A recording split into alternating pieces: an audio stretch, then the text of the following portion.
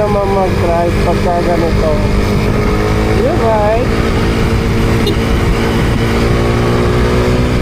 One. Slow down. One. Slow down. Ang sarap. Ganito pa naman ang feel na feel. Slow down. Siyempre papaulit tayo. Takbong pogi. Ewan ko pa ba guys, pag ako na nagdadrive talaga sa gabi, napakakulit ko talaga. Alam niyo kung bakit? Hawak ko kasi oras pagkagabi. Bakit ko naman nasabing hawak ko ang oras? Gawa ng yung time na mga moment na walang masyadong sasakyan, nagagawa mo ang takbong gusto mo. Mga ganito, yung ride, walwal, na magandang. Pero kapag ka daily o umaga, napakahirap mag-drive. Traffic, mainit, nakakainis pa. Yun nga lang, sa gabi marami kang iilagan.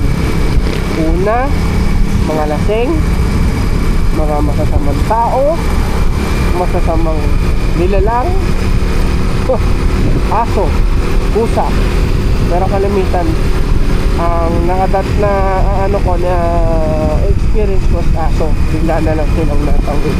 So may iba namang aso marunong talagang natawid ko sa pedestrian lane. Meron akong video noon na binidyohan ko, hindi ko lang siya na-save kasi nag-corrupt yun sa GoPro ko. Storya noon, ito storya ko na. So story time tayo. Yung asong yun, kung naka-encounter na kayo ng mga ganon, siguro nakaka-encounter na kayo, aba, sabi ko sa'yo, alam niya yung tatawirin niya. So alam din niya na may darating na sasakyan, motor. So pagka huminto na yung sasakyan, saka siya tatawid, tapos sa kabila, gitna mo na siya, ganon din. Pero yung iba, dire-diretso naman, napapagbigyan naman nun nasa kabila kasi aso. Pero nakakapagtaka ka, nakakatawid sila sa mismong tamang tawiran.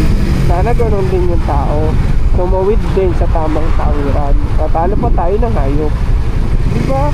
Paarala lang yun. Kasi kaya naman ginawa yung pedestrian lane na yan, para sa atin yan. Ngayon hindi naman natin ginagamit, diba? Kaya lagi tayo mag-iingat. Alam nyo kasi kapag na-accident ang isang tao, ngayon ko na-aksidente ako, nahulog ako sa hagdan, mahirap magpa-recovery, lalo na pag na-aksidente ka. Mahirap din maka-recovery.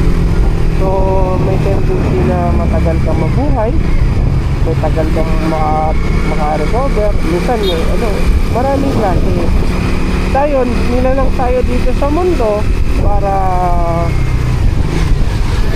tayo mabuhay, masulitin natin. At ito yung biyaya ng Panginoon Diyos sa atin. So mahalin natin. Lagi tayo magpasalamat sa ating Ama, dahil ito lang ang buhay na binigay niya sa atin, pinaranas sa atin upang maging masaya tayo, maglingkod tayo pati sa Panginoon.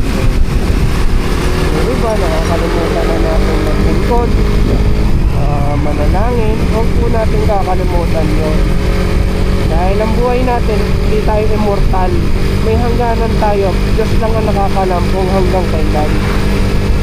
So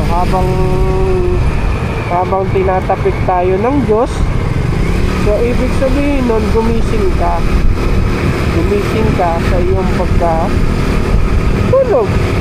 Ibig sabihin, tulog sa mga nakakalimutan mo sa Kanya.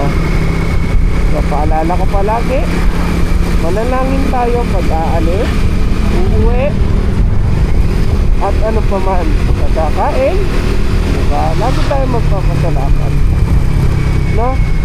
Tayong Boss Hope. Ngayon, ako'y magpapaalam na. Magandang gabi sa ating lahat. Pagpalain tayo nawa ng ating Diyos. So, hihingi lang ako ng konting like and share and follow nyo na rin ang Facebook ko and subscribe na rin din para update kayo sa aking YouTube channel. Kung ayaw nyo naman, hindi ko kayo pipilitin. Darating ang araw, tayo ay makakatulong sa mga nangangailangan. Yan ang aking goal. Ngayon, pa tayo makatulong dahil short pa ang ating budget. Pero pag dumating ang pagkakataon na magkaroon na tayo ng budget, ay tutulong tayo sa mga nangangailangan. Okay? Salamat ng marami po sa inyo. Magandang gabi.